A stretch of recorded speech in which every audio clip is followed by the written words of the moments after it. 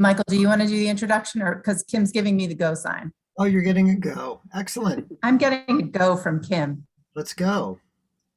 I was Yeah. checking out the attendees.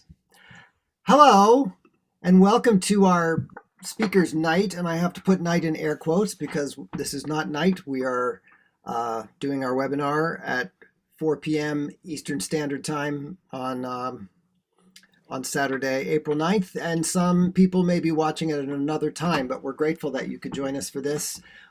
Speakers Night, as most folks know, is the opportunity that we have to dig in a little bit to issues and ideas that have shown up in the works that we're putting on our stage. And they're always joined by members of our collaborative team as well as a special guest. And today is no exception. I'm going to introduce members of our collaborative team. First of all, we have with us today our production dramaturg, which is second year graduate student Nicholas Ecker. Hey, Nick. Hey. Ask those dramaturg questions, answer those dramaturg questions. We have with us our resident music director and Villanova Theater faculty member, Peter Hilliard, and he is in his natural habitat in the orchestra pit. So he is ready to both give you the tour and also to play things at the keyboard to illustrate points. And our special guest today is a member of the home team and in fact did the last speakers night that we had for the Revolutionists because she directed it. But in this case, she is our featured speaker for today. You will recognize her as Dr. Valerie Joyce, the chair of the Department of Theater and Studio Art. I'll give her a wee introduction because if I went on too long, she'd kill me. Dr. Joyce is a theatrical scholar and practitioner, and her scholarship comprises two main strands. African American Women Before Emancipation, which resulted in the one-woman play I Will Speak for Myself, which has toured in the United States and abroad, and is the basis for an upcoming book on production practice as theater research. And the second strand is musical theater, which with a focus on Golden Age musicals, which is why she's especially suited for today's talk back. And her work includes chapters for the Routledge Companion to Musical Theater and the Palgrave Handbook of Musical Theater Producers, as well as a second book project on biographical musicals based on three larger-than-life women. So we look forward to all of those things once she completes her term as chair. As a practitioner, she's currently most active as a Villanova Theater resident director. As I said, she just directed our last production, The Revolutionists, as well as many musicals, particularly with collaborator Peter Hilliard, who's with us. So we're very grateful to put the focus on our chair and resident director, Dr. Valerie Joyce. Well, I hear you applauding for me, even though you're not here. So it's bizarre to do this in a big conference room in Louisville, Kentucky, and not there with you. But thank you for showing up today and for listening and for being excited about this topic, which I'm calling Tales from the Road, Out-of-Town Tryouts. So in the so-called golden age of the musical theater, widely acknowledged as the 1940s to the 1960s, the out-of-town tryout process at the heart of curtains was part of the routine for most musicals. These previews are meant to show the creators where the audience is responding, where they get lost, where musicals have emotional weight and where that fails to materialize, where laughs land and when they die. It also gives the company a chance to feel the rhythm of the piece as a whole and how to play the audience. And though some productions on their way to Broadway, like West Side Story, which began in Washington, D.C., or Fiddler on the Roof, which got its start in Detroit, or others that toured what Arthur Lawrence calls the large barns across the Midwest, out-of-town work was most often accomplished in Philadelphia and Boston. These towns were ideal because they were quickly accessible to producers and other show fixers from New York when they were needed. And the audiences and the theater reviewers in Philly and Boston had developed a sense of responsibility for giving feedback to new work that either helped shape the final product or doomed the show before more money was wasted. Boston and Philadelphia, while helpfully close in proximity, also offer very different audiences from New York City. This difference is important for the creative team of a musical because they need to know how the show will appeal to audiences beyond the Great White Way. And while those towns do not exactly represent the rest of the country, for example, what kills in Boston might not really kill in Tulsa, They are a good mix of close enough and not the same as New York. Ironically, both towns have been known throughout history as anti-theatrical due to their puritanical and Quaker roots. So when you got a review in Philly or Boston, you could rely on some unvarnished truths, which are also helpful to the producers in the end. Librettist and director Arthur Lawrence was a luminary of the musical golden age and had a guiding hand in musicals like West Side Story, Gypsy, and many others. He describes the out-of-town tryout as a, quote, stressful time when the producers and show fixers offer sometimes ridiculous pieces of advice that they believe will fundamentally fix what's wrong with the ailing show. Sometimes it's the leading lady's dress in Anyone Can Whistle. Sometimes it's a pill for the leading man in I Can Get It For You Wholesale, whose sweat is drenching the first 3 rows. That was Elliott Gould. And Rodgers and Hammerstein once insisted that changing the doorknob on the dressing room door in the final scene of Gypsy would fix what was wrong with that show. I first became aware of the really interesting drama of what happens in the out-of-town tryout while writing my dissertation. My research focused on a case study of Annie Get Your Gun in 5 productions across the 20th century. Rodgers and Hammerstein were the producers of the original production. And while this was not the focus of my dissertation, I came across enough furious telegrams, catty handwritten notes, and hair-raising personal anecdotes over the years that I remained fascinated by the way the crucible of the out-of-town tryout deeply and sometimes disastrously affects the relationship between and among the creative team and the performers. Today, I'm going to pick out a few for you. As I mentioned, West Side Story tried out in Washington, D.C., and then Philadelphia before its Broadway opening in 1957. Arthur Lawrence was the librettist or book writer, and Jerome Robbins was the director and choreographer. These two famously began the process as close friends and ended barely speaking to one another. Lawrence struggled with Robbins' ego and single-minded focus on the choreography over the story. Robbins apparently changed the second act ballet, A Place for Us, every day in Washington, often ordering new backdrops to go with his new ballet that producer Hal Prince needed to fund and then discard. Only 2 years later, the Lawrence and Robbins team were back together with Sondheim again as lyricist in Philadelphia, trying out Gypsy in 1959. But all the scars hadn't healed yet.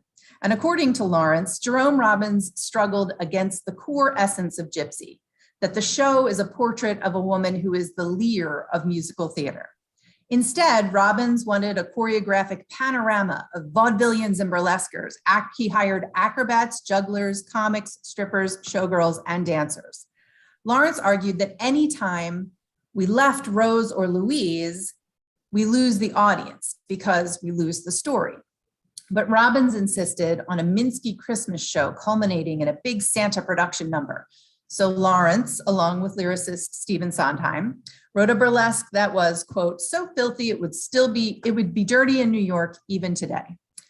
The number died in Philadelphia, as did everything else in the show except for the kiddie numbers. To quote Lawrence, the Liberty Bells did not want to see their murmur be unpleasant to children, certainly not children that were presumably hers. Ethel Merman as a mother was itself stretching suspension of disbelief.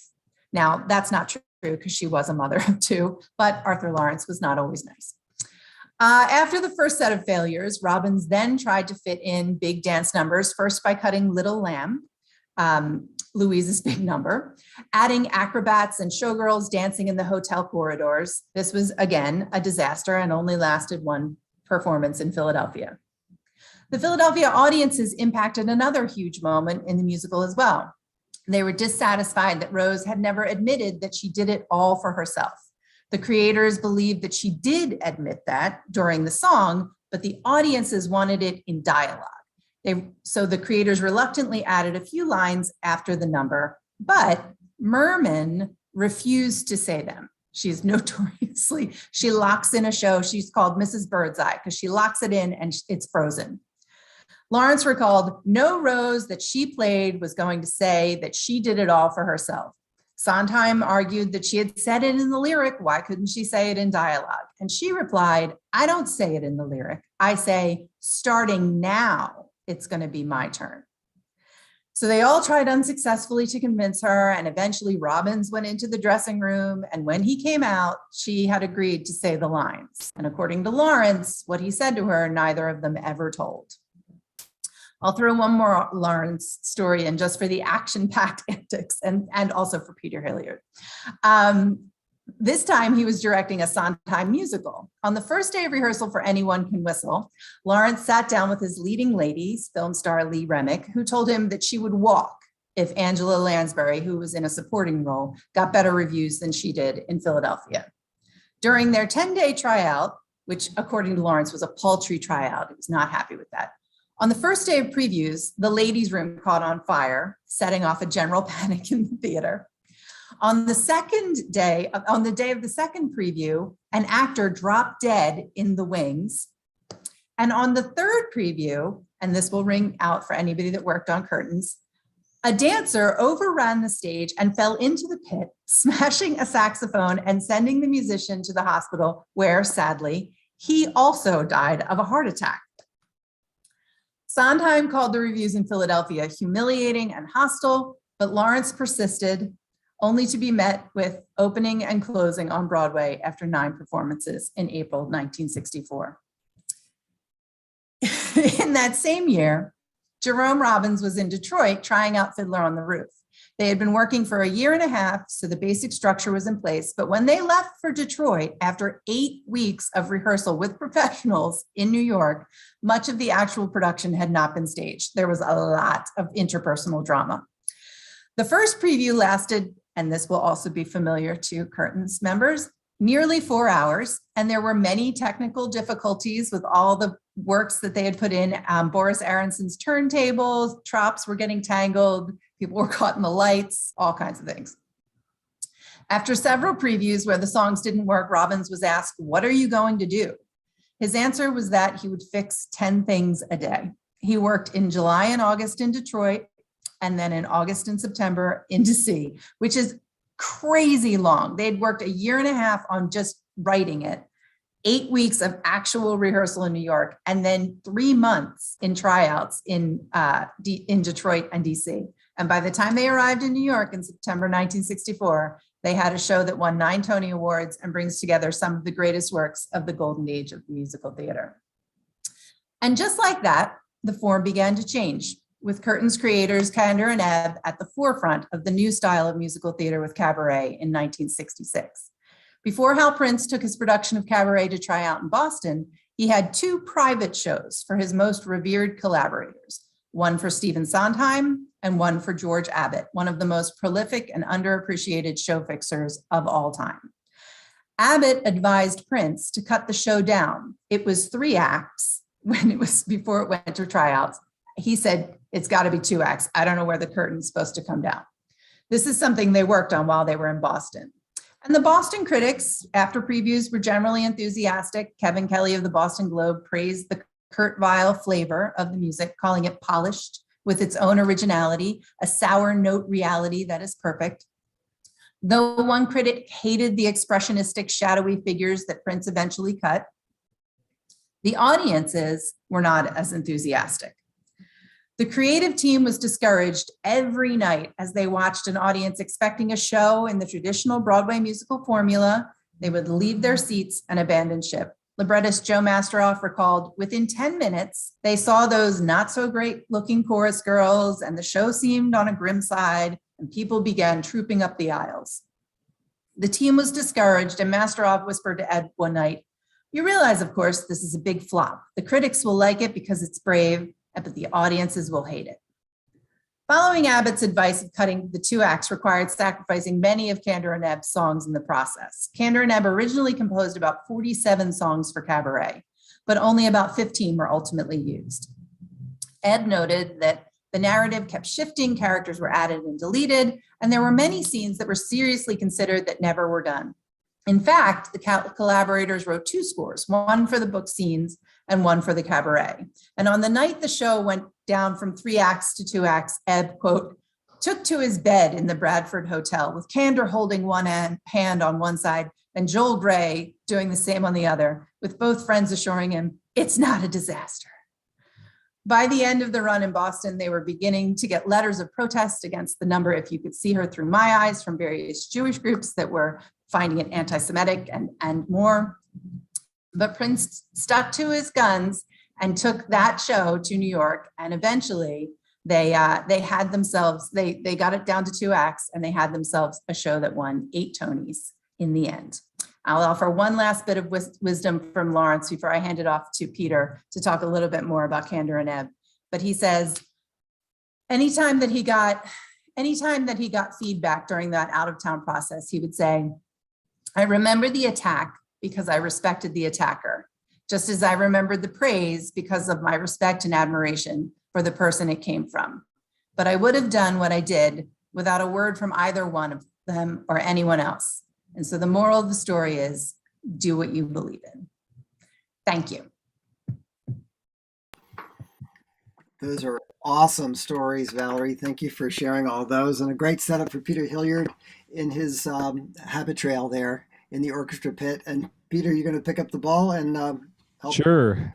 Can you hear me well? Am I coming through? Great. I mean, we have a net here, so it's theoretically impossible to die by falling into this brand new beautiful pit. Knock on whatever this is. Valerie mentioned that the Court Vial flavor of cabaret, and this is something that actually sort of dogged them a little bit. Could Candor and Ebb write a show that wasn't a pastiche? You know, Zorba is very Greek. There's all this Court Vial, and if you don't know Court Vial, you probably do know Court Vial, you just don't know that you know it. Let's see, it's Unte Haifisch hat Matze, and the shark has, that's what we know it in America, pretty teeth, dear. Bobby Darin sang it as a big band chart, but that, I want to show you a couple of beginnings of numbers from Cabaret and see if you notice anything. This is the opening of Willkommen, which is the opening number of Cabaret. Here it is. Does that sound familiar? Here's the opening of the song Cabaret from Cabaret.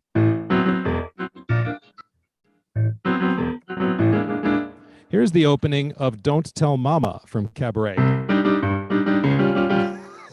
You seeing a theme here? Here's the opening of Mein Herr, which was written for the movie and was not in the original. They went back to the well to add a song to the movie, and here's how that one starts.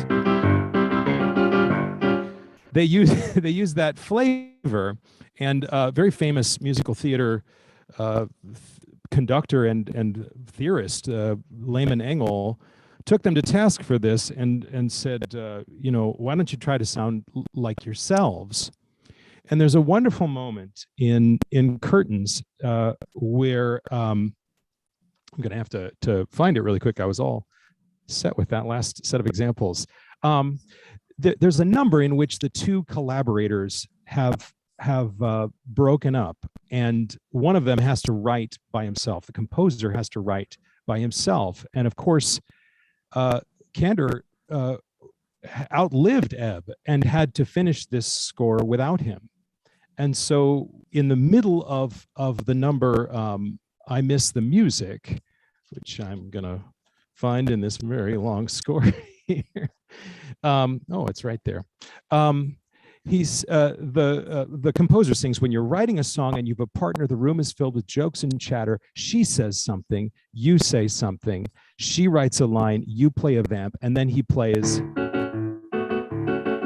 which is a lovely little, I mean, if you know what he's referencing, it's actually deeply sad, right? Because this section is Candor's, you know, Candor's writing the words for this too. And their relationship, if you ever hear them interviewed, you hear them talking about how much they loved to work together, how much they loved getting in a room together and just making the magic happen, and how much Candor, of course, missed Ebb after he passed. So as silly as this show can be, there's something in the middle of it which is very deeply felt, and as Dr. Joyce was pointing out, really deeply related to the creator's own experience of the hell of an out-of-town tryout. And it's worth noting for some in our audience who may not know you, Peter, as half of an ampersand musical theater team. So the notion of a very long-term collaboration, yours with librettist Matt Baresi and Candor and Ebb, these are intense relationships that can endure for decades and produce a lot of work. And you can understand the hole that the loss of Ebb would have left. Great. Well, thank you for that wonderful launch, both of you. We can open up for Qs and for As, and that can include questions about the launch that we just had, about Candor and Ebb, Golden Age musicals, out-of-town tryouts. These can be questions related to the production of Curtains currently running, and we have our dramaturg on hand there. I received one question in advance, which I'm going to toss out here, and I think this might be a question for the dramaturg right off the bat, though it's not designated here. The question is, due to lots of theatrical references and lingo such as curtain for the signal to lower and raise the curtain, and Mary Martin as the original Broadway Peter Pan, do you think Curtains is accessible for audience members who are not regular theater goers? That is a really good question. So as a theater person, when I first dived into this piece, there was a lot of the references that I got and a lot of the references that I myself didn't even get that I had to research. I think that it is accessible to all in the sense that everyone is collaborating together to form this goal of this show. And even though it would be this, I would equate it to the same as a joke landing or not landing, in the sense that a reference may not be gotten or understood by everyone in the audience, but as long as someone in the audience gets it or one chuckle rings out, then I would say, yes, let's, continue on with it. Because there was a lot of references that I did get, and there was a couple references that I had to look up that I used in my glossary that I think a position like mine would be great for production going ahead with Curtains, to have that glossary or list of terms, like you said, like Mary Martin, and the entire It's a Business is like a dramaturgical trek through time, from the early 1900s to the 1960s. So I think even if you're not understanding who they are, that the scope or the framing of the reference in a joke sense, you would still see it as a joke, and then it would be like something that could be like I'll look that up when I get home or on the car ride home. You look it up, and then the joke, becomes funny again, or it comes to life again, which I think is what the magic and beauty of the show is, that it kind of stays with you.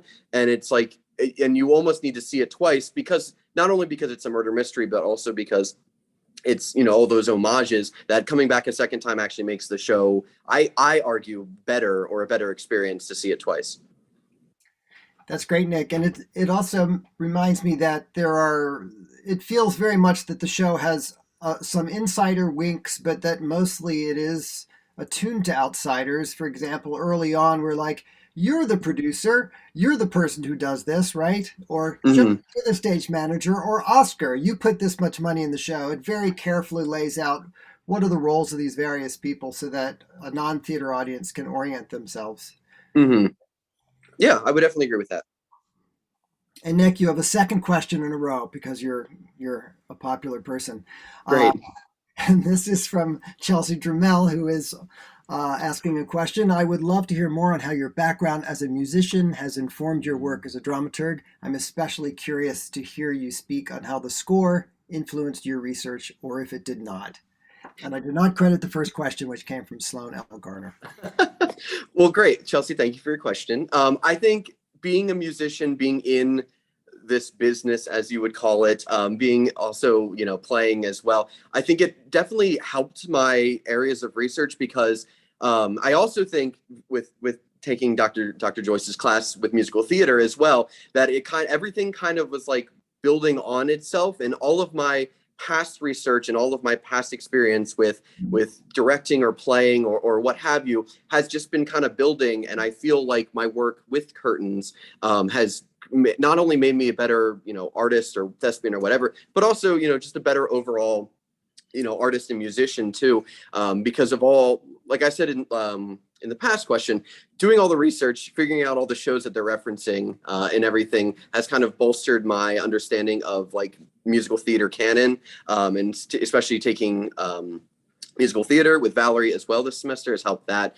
And also the ability to to dive into a song, and also to bounce off of Peter too, of like, you know, homages or like little motifs here and there that are callbacks or sound like other songs. You know, we have the example of the trio piece, the canon fugue for tin horn, a la Fugue for Tin Horn piece, that is very much, you know, a reference there from Guys and Dolls, and just using the sense of taking these older, you know, 1950s Broadway songs and kind of modernizing them, but also making them sound like they could have been written in the 1950s, I think is really unique for this show. And I think it's helped me with my understanding of like music theory and how we got from point A to point B, with the progression. And I think Peter and I talked a little bit about this, of like the orchestration also is very much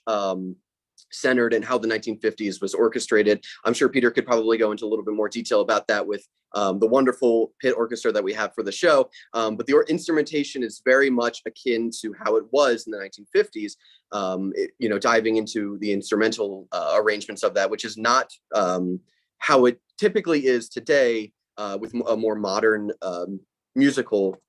They wanted to make it sound, you know, like it was actually coming from the 50s. So I would say like that, all of that kind of, you know, combined into that, and everything. So yeah, it was just kind of all the pieces that I've been building with my career, and especially as a musician, building on top of that with my history of musical theater. And it kind of all just, you know, it was kind of like the perfect show, I guess, for me in my role as dramaturg. Thanks, Nick. And Peter, since you are in the pit, can you show us around, like who's where and what are they playing? And I recognize that some instrumentalists are actually playing a number of different things. Yeah, I'm playing a lot of things. Let's see, what do I play? I'm a harpist, I'm a pianist, I play honky tonk piano, I'm a string section, I'm a banjo, I'm an organ. I think the list of the instruments that I play is in the hundreds, but they're all on the keyboard, and I have a little pedal here that helps me move from one to the next. So that's kind of fun. They're not here. This is a wonderful pit. I don't know if you can see. Those of you who haven't had a lot of experience with pits don't maybe know how wonderful it is to have a door that leads directly to the ground level of the pit, and that door goes down a ramp, and you can go to an elevator. If you have a timpani to bring in, you don't have to have 4 people schlep it down into the pit. You just go. This is a fantastic state-of-the-art facility. We have 4 reed players, and each of those reed players is playing at least 3 instruments. We have 2 trumpets, 2 trombones, 2 French horns, bass, percussionist, drummer. We have a violinist, a guitarist. It's a big pit. We have the Broadway level of instruments in here. Thanks for the tour. And of course, anybody who had seen musicals in Vasey Theater, we usually had to cram an orchestra wherever we could put them. So it's nice to have a little elbow room and really get that Broadway sound. We have some questions coming in the Q&A. Bess Rowan says, hey everyone, did Curtains have an out-of-town tryout? I don't know the production history of the musical very well, and I'm curious about any major changes we know of that might have changed in the writing process, if any. And I know, Nick, that the developmental process, which outlasted 2 of the collaborators' lives, you talked about in your opening notes. Could you kick us off with that? Yeah, of course. Let me just make sure that I'm pulling up so I have everything. So this musical, for those who do not know, was actually attempted to be written in the 1980s. And it took until 2006 to get to Broadway.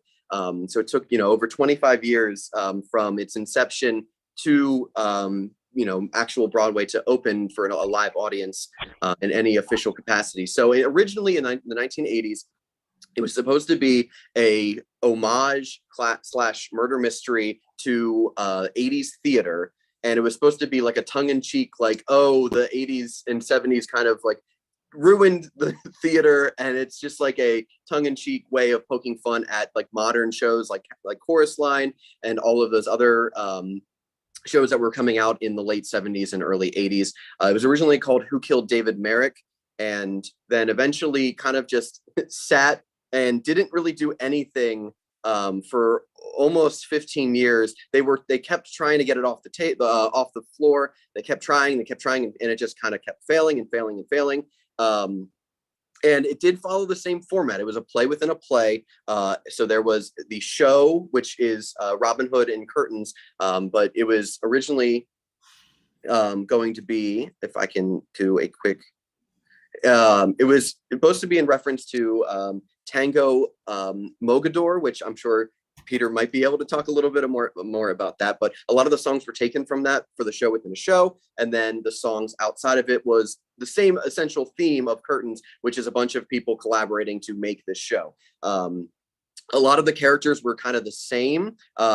Chaffee was still Chaffee. His first name was changed. Nikki was still Nikki. They just got rid of one of the K's. And George and Aaron, the songwriting duo team, were also in the original from the 80s version. And the original twist at the end was that it was a show within a show within a show. And so David Merrick actually came out at the end and said, "Great work, everyone. We did a show." And so that's like how the original was supposed to end, that it was two shows in one, that what we're watching is a production of a show within a show. So it kind of sat there for a really long time. And then in the early 2000s, they tried to restart it or kickstart it again. And as they did, they kept the show within a show theme, but decided to make the Robin Hood show into a Harlequin like Commedia dell'arte show, which was also really interesting. But they kept a lot of the music the same, so they didn't have to rewrite a lot of the music to kind of fit how the show was being ran and played. And so a lot of the songs like Thinking of Him was one of the songs that kind of stayed throughout all the iterations of it. But again, that was in the early 2000s, and it was right before Ebb passed away.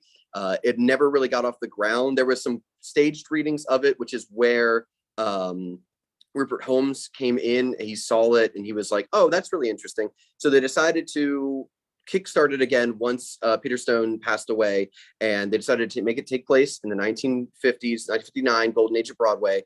And they kept the theme, the show within a show theme. They kept the murder mystery theme, and they rewrote a couple of the songs for it. And then they had its first actual show was in Los Angeles before it came to Broadway. So that was the only time in its long span that it actually got like a official professional performance, was in Los Angeles in 2006, I believe, 2005, 5 or 6. And then it came to Broadway a couple months later. That's when they added I Miss the Music, which is where Peter was saying about the little motif was added. And the vamp, that was because in a direct response because of Ed passing away, and then Peter Stone also passing away.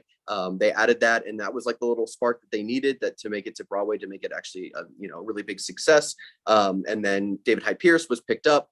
He was in the original, in the Los Angeles version, transferred to Broadway, won a Tony for his performance, and then it was there on Broadway for I believe it was about a year and a half. Could have been less than that. So that was like the history in a bottle of the show. It is bizarre how much the show went through. If you have a chance to check out my website, there's a much more detailed list of how it got to Broadway. And there's also 3 iterations of the the score list of the songs that stayed, the songs that got cut, and the songs that were edited. One little fun fact is that in the show, they reference, I think Belling tells to Aaron that he wants a new song and not one of his Eine Kleine trunk music, which is not only a reference to Eine Kleine Nacht music, but also that song in the same boat was a piece of trunk music that Kander and Ed had that they wrote for General Electric that they've been sitting on for decades at that point. So it is a twofold joke, which I think is great. And really sets, that's why you don't hear the full version of In the Same Boat until the end of the song, because they didn't want to give it away that song was sitting dormant for, 20 or 30 years before that. Thanks, Nick. It makes me think with the, the like 2 decades, decade and a half, however long this process was to put the show up. Some people may have remarked that Hamilton, which I think took 6 or possibly 8 years, how slow that was, when actually in the world of Broadway musicals, that's a hare. That's not a tortoise. That's a hare. Yeah. The fast track. We have a couple questions building up. I just wanted to toss one to Valerie Joyce about Golden Age musicals, and especially about critics. When we think about the importance of critics in the show and the importance of out-of-town critics, are there, in your recollection, memories of shows that have somehow defied critics in terms of succeeding despite critical approval, or crashing and burning despite or I guess I mean the opposite, or succeeding or failing despite raves? And you're muted, actually. I'm sure you're saying brilliant things, but. No, I'm not. I'm stumbling, but they're still like screaming outside. I think because I read, because I was writing about it today, Cabaret, I think, does do that in many ways. Although I really do feel like, having directed Cabaret and having seen it in New York and having directed it, I do still feel like the same feelings that the audiences were feeling in Boston are still true, but I do think that's what Hal Prince was aiming at. So it depends on what you mean by succeed or fail, because I think the feeling of discomfort and unhappiness was the goal. Well, I mean, run or close is basically, I literally mean from a business point of view, succeed or fail. Oh, from a business point of view, there's a whole book of flops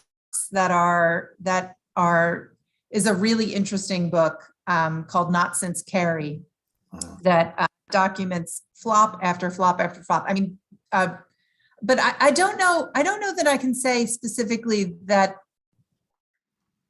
in relation to critics that it went one way or the other.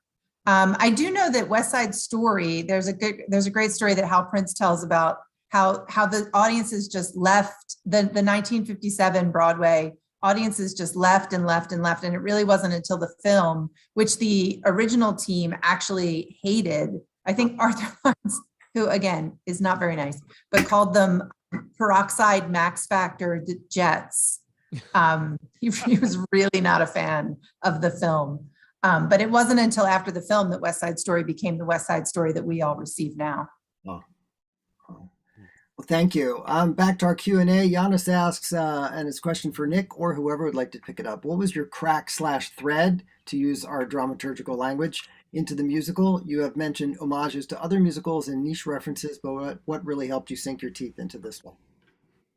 Yeah, I can take that, and if Valerie or Peter want to jump on as well. I absolutely love anything murder mystery. I love the genre of not knowing how it's going to end until it actually gets to that arrival point of the end. One of my favorite plays is The 39 Steps, and so that kind of was my semi crack into it. I mean, as we saw with our Drinks with the Dramaturg, I love the board game Clue. Back when I was really young, there was those board game CDs that came in the cereal boxes. That the one I had was Clue, and I played it religiously on my Apple 98 computer. But so I've always had a fascination with, mystery and suspense. One of my favorite film genres is suspense. And so I always like to not know where it's going to go until, like I said, we get to that final point. And so when Curtains was picked, I didn't know what the show was. I didn't know how it ended. I didn't know really what it was about. And so my first, experience with it, I was reading the script. I was like, oh, what's going to happen? And I had the soundtrack playing. And then at the end, I was like, oh, that's interesting. That's not really what I was expecting. And then as I kept reading it, I'm reading it and finding the clues that were hidden throughout. I was like, oh, okay, that makes a lot of sense. But that was my big dive into it, is that I saw Agatha Christie's Mousetrap super early on in my I think it was in middle school, maybe late elementary school, that I saw that. So really fascinated by that. The new stage, the stage version of Clue that came out recently, really, I saw that live a couple years ago and really enjoyed that. And so, yeah, just in choose your own adventure, whodunit stories, the whole genre has just been something that's always fascinated me, just because, that first experience that you have with it is so memorable that even if you go back to it and you know how it ends, it's that, thematic journey that you have with the material, like the recent movies of like Murder on the Orient Express, Death on the Nile that just came out. You might know how it ends, but having that experience of like, oh, it could be different this time, but it's not. It just like that is such a interesting experience to bottle as an audience member or just as a receiver of the genre, that I just find it fascinating. So that's really what was got me really into diving into the material of Curtains. I hear people asking, talking among each other during the intermission about who they think it is. So the mystery must be working in some way. That's fun. We all like to scratch that itch. We've got two more questions, and I think these might be nice ways to wrap up, because we've been talking big picture stuff around musical theater and Curtains, and these are really micro questions about the experience of the show itself. And I would love to get responses from all three of you if you're game. The first is, do you have a favorite joke that became funnier upon more research? That might be a Nick question, but of course Peter's hearing every joke every night, so that would be interesting to hear your reply too. I'll jump in first, since I'm not as in it as they are. The Kansas Land cracks me up. Having choreographed and over choreographed Oklahoma once.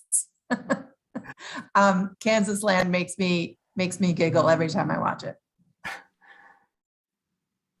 Yeah, Kansas Land is funny because it's so preposterous, but it's only a hair more preposterous than what was actually on stage in the 50s.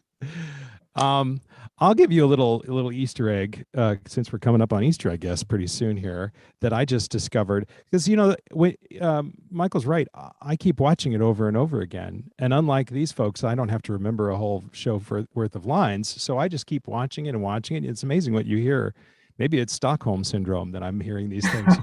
but the In the Same Boat goes... and that's the opening, and A Tough Act to Follow goes, do you hear the resemblance that and there's a little like rhythmic similarity to, and I think especially A Tough Act to Follow is supposed to make us subliminally think of this vamp,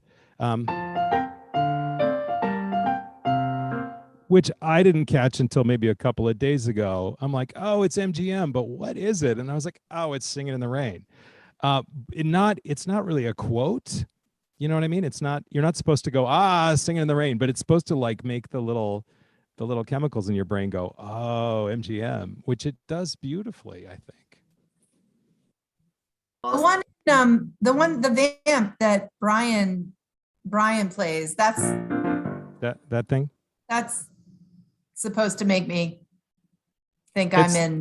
It's supposed to make you think you're. Yeah, there are some jokes like that where if you're supposed to get it and go, oh, I'm smart. I got that one. I think that's one of those. Kander and Ever quoting themselves. Uh-huh. Wink, wink, nudge, nudge. I love this question, and I think this might be a good wrapper-upper. If you could cut a half hour off the show, what would you cut? Now, this is major surgery, but we just heard about Fiddler on the Roof being cut from 3 acts down to 2. Was that Cabaret, or that was Cabaret? That was Cabaret from 3 acts. It was Fiddler's down from 4 hours to 3 hours. So musical theater is very accustomed to the cuts. So this is a hypothetical, of course, but some of you have been deeply involved in the show right from the beginning. What would you say? Well, I guess I'll jump into this. I make it a rule never to say anything bad about a show that is currently running until I'm done doing it. And then I can just say all sorts of things, but I have to be on the show's side as long as I'm conducting it. I have to be like, how do I make this show, which they handed me and said, you do this, how do I make it the best thing it can be?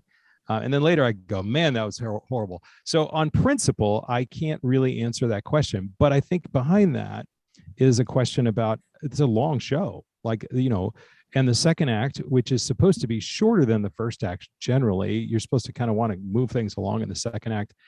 The problem is that it's a mystery. And in a mystery play, there has to be a scene where the detective goes, and now I think you might have done it, and here's why. And then otherwise the plot doesn't function. And at the end, there must be a scene. It's just obligatory, where the detective comes out and says a very long speech. I don't think it's possible to do without those. And really, I think what may make the show feel long, if one does feel it is long, is that the balance between that dialogue and numbers is a little different than the balance that you might hear in a normal musical.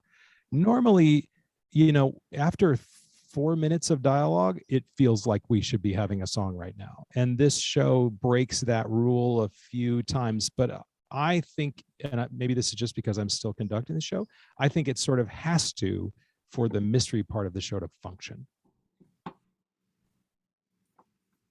Well put. I would definitely agree with that. That it is such a unique show in that you have to frame it and you have to pace it in a certain way, like you said, Peter, that you have to keep the suspense going. And I definitely agree that the dialogue does kind of run longer, but that's really what what the audience can dig into, because a lot of the songs, if you take them out, they don't really like change what's happening. Like any of the songs that are within Robin Hood, you could take out of the show and it would still play the same. But it's nice to have those, sort of like breaks in the murder, because then otherwise it would just be a play, and why are we adding music to this show? So like, yeah, it's very hard to say like what we would cut if we had to, because I feel like each scene builds on itself, and there's little references or sometimes red herrings that the audience should cue into to kind of either put them in one direction or the other to figure out who actually did it. It's also worth noting that the show is an homage to Golden Age musicals, and it's not long by Golden Age musical standards. No. The whole notion of an 11 o'clock number for a show starting at 8:30, which it would have been standard, would be that you're rounding the final curve, but you're not there yet. You haven't gotten to the climax yet, so shows would be coming down at around 3 hours as an average, I would think, if I'm right. So it is interesting, but our cultural attention span has definitely diminished, and we are, I'm not sure of what the most famous single act musical is, but the single act play emerged probably strongly in the 60s, 70s, more strongly 80s, 90s, and now we're quite accustomed to intermissionless straight plays, maybe not so much intermissionless musicals, but we still expect. Yeah. I mean, this has got a pretty great act break too, so it would be a shame to lose that. Well, we have 2 more performances tonight and tomorrow. A lot of the participants are in our chat today, so we wish you well in the final performances. Many of us tonight will be at the Morgan Award Night, and thank you, folks, for joining us for the webinar. Thank you, guests, for speaking, especially Dr. Joyce for being our special guest today.